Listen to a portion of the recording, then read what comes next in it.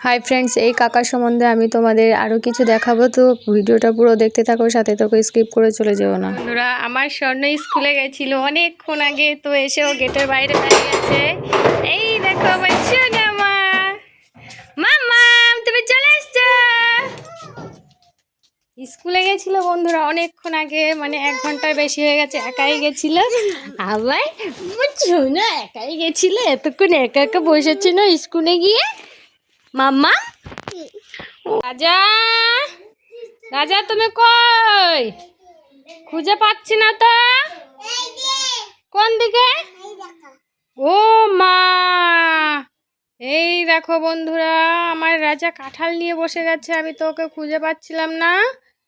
কে দিয়েছে তোমাকে কাঁঠালটা? কখন দিল? দুপুরে?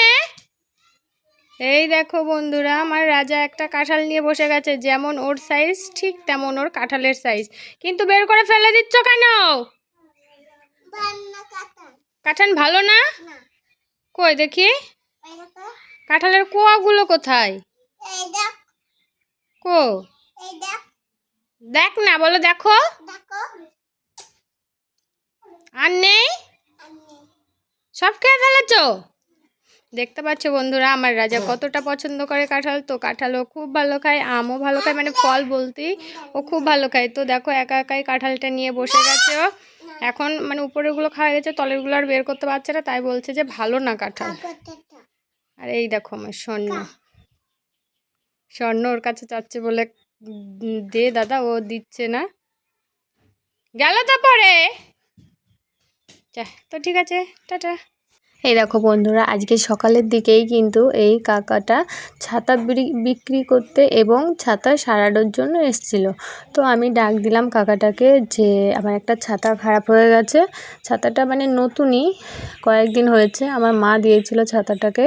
তো ছাতাটা কি হয়েছে, আমি মানে ভিজা অবস্থায় এরকম বন্ধ করে রেখে দিয়েছি, তারপর থেকে মানে ভেতরটা জাম হয়ে গেছে, তো আর মেলছিল না। সেই জন্য ছাতাটাকে সারানোর খুব দরকার, বর্ষার দিনে ছাতা না হলে হয় না।